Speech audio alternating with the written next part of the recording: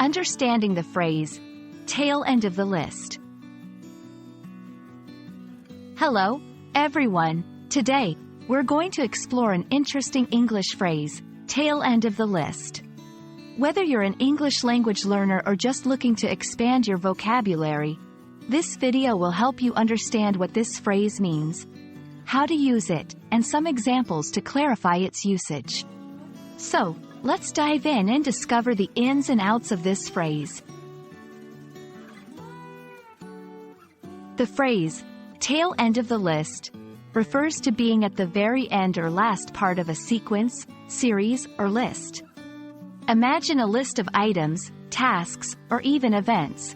The tail end would be the final items or the last few elements mentioned. This expression is often used to highlight the position of something as being among the last or to indicate that something is concluding.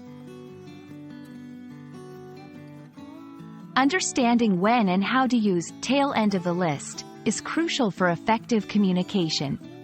This phrase can be used in both formal and informal settings, although it tends to be more informal. It's commonly applied in discussions about scheduling, prioritizing tasks, or detailing sequences of events.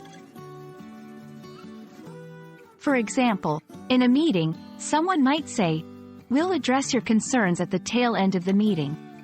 When planning a project, a manager might note, "Testing and review are at the tail end of the project timeline."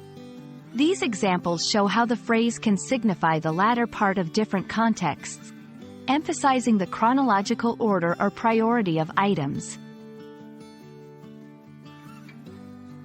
To further clarify, let's look at some sentences using tail end of the list.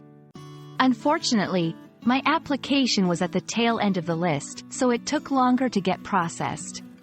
During the marathon, I noticed that the beginner runners were at the tail end of the group.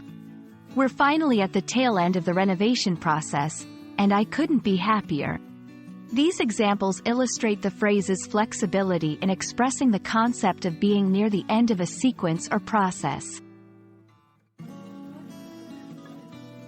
And that wraps up our exploration of the phrase, tail end of the list. We've covered its meaning, usage, and seen some examples in action. Remember, understanding such phrases enriches your English comprehension and helps you communicate more effectively. Thank you for watching, and I hope this video has been insightful. Keep practicing, and see you in the next lesson.